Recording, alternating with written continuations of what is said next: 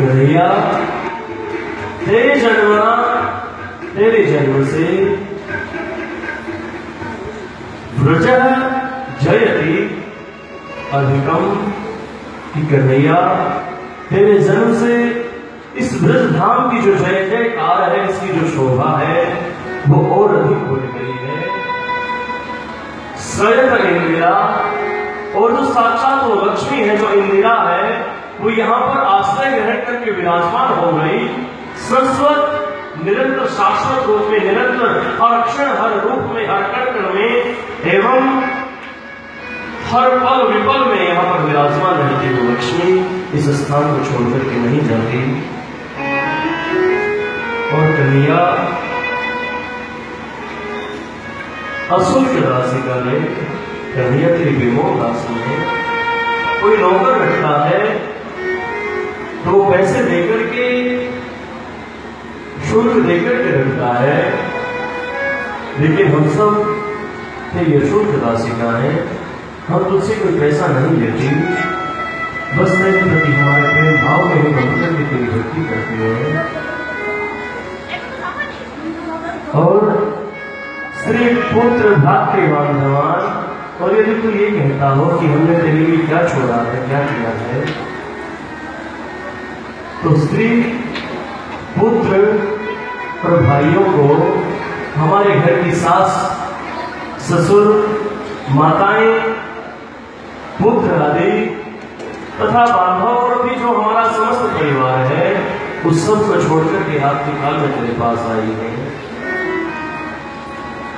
अब तो हमारे बीच आना कन्हैया,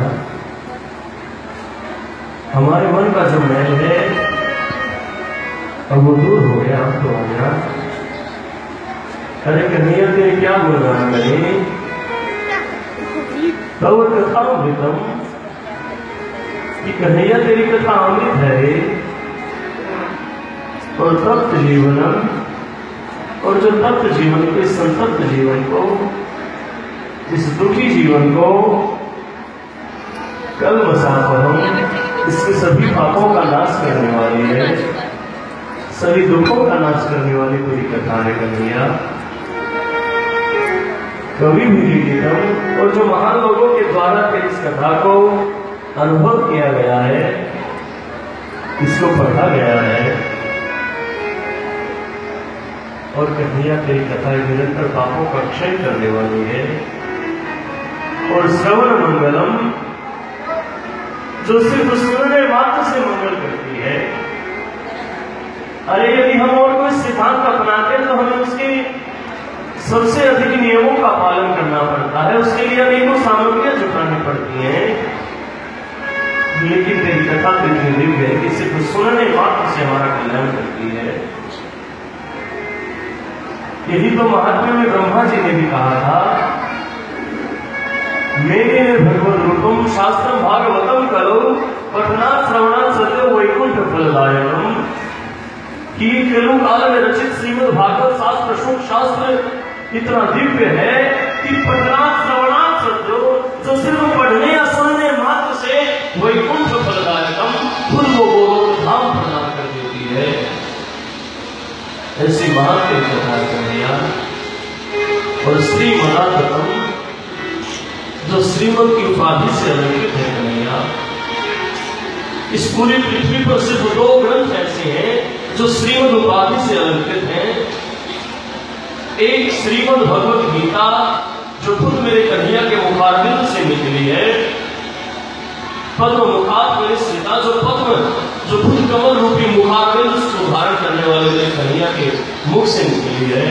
और एक श्रीमद भागवत कथा जो खुद मेरे कन्हैया के अवतार वेद व्यास से लिखी है और खुद कन्हैया के ही तीसरे अवतार नारद की प्रेरणा से लिखी है, गणेश की कलम के द्वारा जो लिखी गई है और खुद मेरे नारायण की इच्छा से लिखी गई है।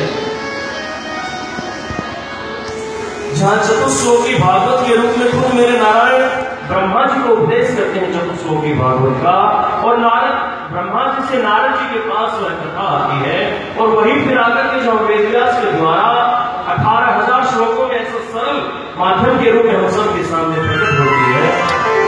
और उसे जहां खुद सुखदेव जी महाराज हम जैसे पापी जीवों का कल्याण करने के लिए लेकर के आते हैं। और ये कथा इतनी दिव्य है जिसको सिर्फ सुनने मात्र से हमारा कल्याण हो जाता है। और यहाँ पर गोपिकाओं में जहाँ सभी प्रभु भक्तों को जो उनके नाम का संकीर्तन करवाते रहते हैं दूसरों से भी और स्वयं भी करते हैं। और ब्रज धाम में तो कहते भी हैं, आप जपे और को जपावे ताकि महिमा कहीं न जावे।